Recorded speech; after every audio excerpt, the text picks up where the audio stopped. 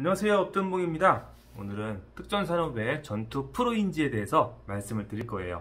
우리나라 직업 중에 전문직이라고 불리는 사람들은 뭐뭐사 뭐뭐사 이러죠. 그래서 우리나라에서는 사자 직업이라고 말들을 많이 해요. 뭐 예를 들면 변호사, 검사, 판사, 의사 이런 사람들. 근데 각각의 사자가 한자로 풀이하면 조금씩 다른 건 아세요? 다 같은 사자가 아니라는 거.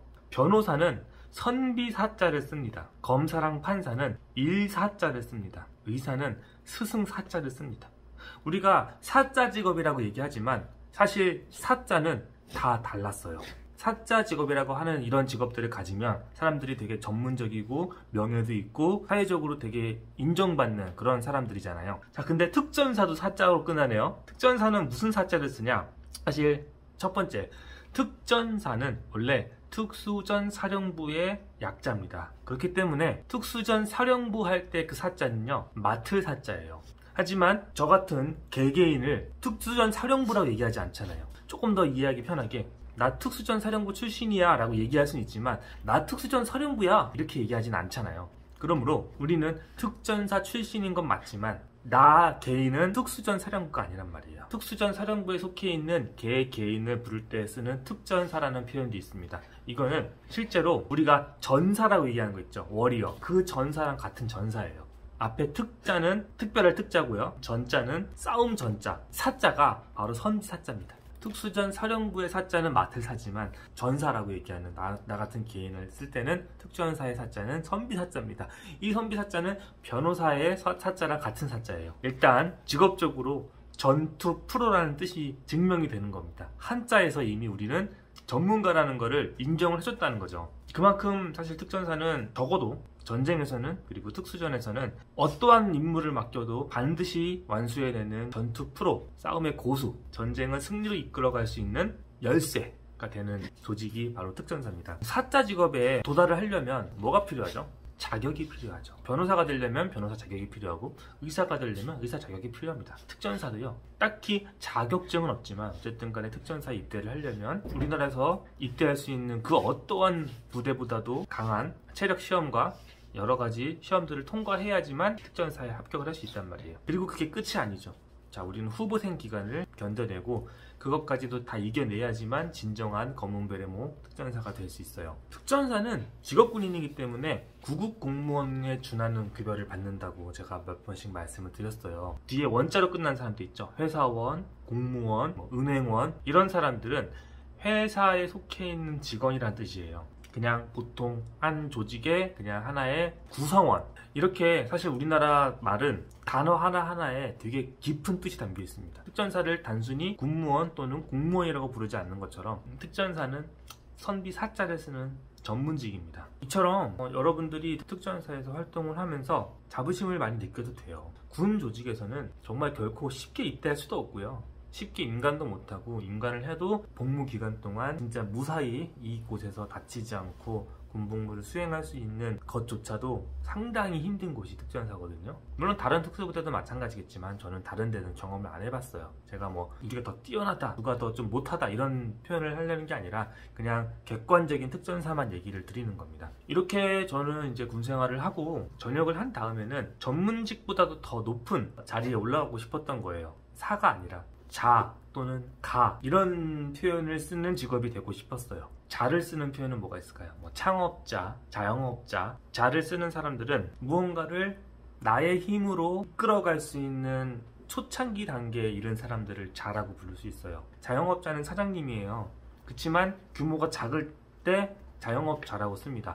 이 자영업자가 규모가 커져서 회사가 커지면 뭐라고 불려요? 그때부터는 기업가라고 부르죠. 비로소 기업가가 되면 그때부터는 때로는 회장님이라고 부를 수 있는 그런 사람이 될 수 있습니다. 제가 지금 아직 혹한기가 안 끝났어요. 혹한기가 끝나면 저는 연가를 가거든요.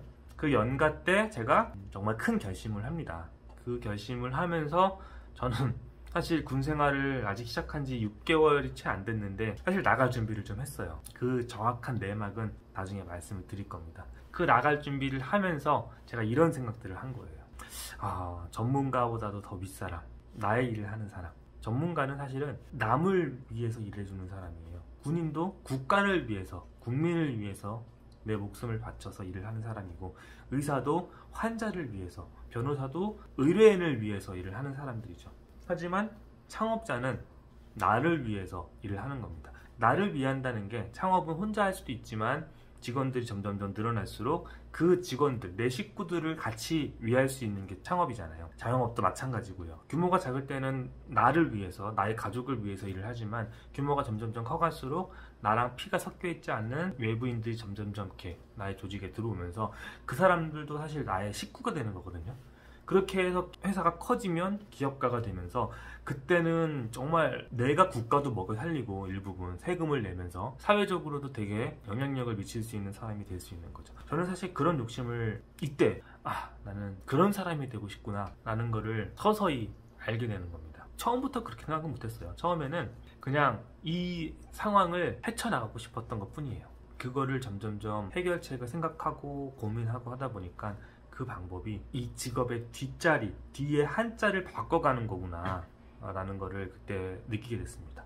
이거는 제가 그때도 말씀드리겠지만 로버트 기요사키의 부자 아빠 가난한 아빠라는 책에서도 어느 정도 언급이 돼요. 그걸 봤을 때 이렇게 직업의 4분면을 이렇게 긋는단 말이에요. 그냥 단순하게 월급쟁이, 그 다음에 전문직, 그 다음에 사업가, 그 다음에 투자자, 이런 식으로 이제 좀 구분을 했거든요. 아까 제가 말씀드린 것처럼 공무원, 은행원, 회사원, 이런 사람들은 단순히 그냥 봉급 생활자예요. 월급쟁이. 물론 그것도 우리나라에서는 공부 열심히 해서 좋은 대학 나오고, 그 다음에 좋은 회사 들어가서 월급도 많이 받고, 그렇게 저축을 하고 결혼도 하고 이렇게 사는 것도 대기업에 들어가면 충분히 먹고 살 만큼 벌 수 있는 회사들도 있습니다. 하지만 어디까지나 그 회사의 오너 혹은 주주들을 위한 하나의 부품이라고 저는 생각했었어요. 그런 삶을 선호하는 사람도 있습니다. 왜냐면 창업이라는 거는 매우 위험하거든요. 그리고 전문직이라는 거는 매우 그 분야에 대해서 진짜 전문적이어야지 할 수 있는 일이거든요. 저는 일단은 처음부터 원에 해당하는 그런 직업들은 갖고 싶지가 않았어요. 제가 특별히 막 능력이 엄청 좋은 건 아닌데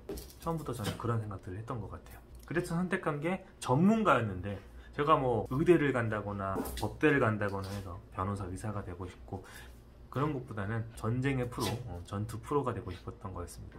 군인의 꿈이 어렸을 때부터 있었더라면 사관학교를 준비했겠죠. 근데 저는 솔직히 남자지만 거의 20살이 되기 전까지 군 조직에 대해서는 거의 몰랐어요. 그냥 육군, 해군, 공군이 있구나, 그리고 해병대는 겁나 빡센 곳이구나, 특수부대는 말 그대로 비밀 병기들, 이름조차도 숨겨져 있는 비밀 병기들이구나, 영화에서나 볼 수 있는 조직이구나, 이렇게 생각을 했었던 정말 평범한 남자였습니다. 그랬던 제가 그래도 대한민국에서 알아주는 특수부대인 특전사에 입대를 하고 멋있게 군 생활을 하고 전역을 하고 이렇게 살고 있는 거 보면 참 인생이 어떻게 될지 잘 근데 저는 거기서 한 단계 더 가고 싶었던 거예요. 사업을 일으켜서 정말 규모를 많이 키워가지고 정말 사회적으로도 큰 뭔가를 하고 싶고, 또 개인적으로도 막대한 부를 누리고 싶고, 그래서 열심히 살고 있는데, 전역을 하고도 지금 12년, 만 12년이 지났는데도 참 쉽지가 않더라고요. 정말 우여곡절이 많았습니다. 그런 우여곡절이 없었더라면 아마 지금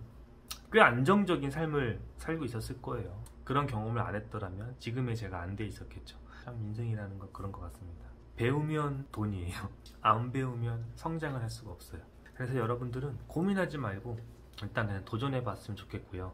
제가 그래도 우리 이제 대단한 사람은 아니지만 우리 후배님들을 대상으로 얘기를 하자면, 어쨌든 간에 특전사에 먼저 입대한 선배고 사회생활을 또 먼저 한 선배잖아요. 제가 어떤 부분에서 어떻게 생각했더니 잘했고, 또 어떤 건 어떻게 행동했기 때문에 잘 안 됐다라는 거를 사실 이 채널에 계속 담아가고 싶어요. 이 채널에서 시점을 현재 시점에 있는 사업 얘기랑 과거에 있던 군대 얘기랑 이렇게 병행하면서 가고 있거든요. 근데 어느 순간 이게 이렇게 일치하게 될 겁니다. 말하고자 하는 것들을 점점 하고 있는 중입니다. 어떻게 보면 지금은 접점이 없어 보이지만 점점점 그렇게 될 거고요. 채널명을 바꾸지 않는 이유도 있어요. 저는 어쨌든 이 채널은 결국에는 사업하는 모습을 보여드릴 거예요.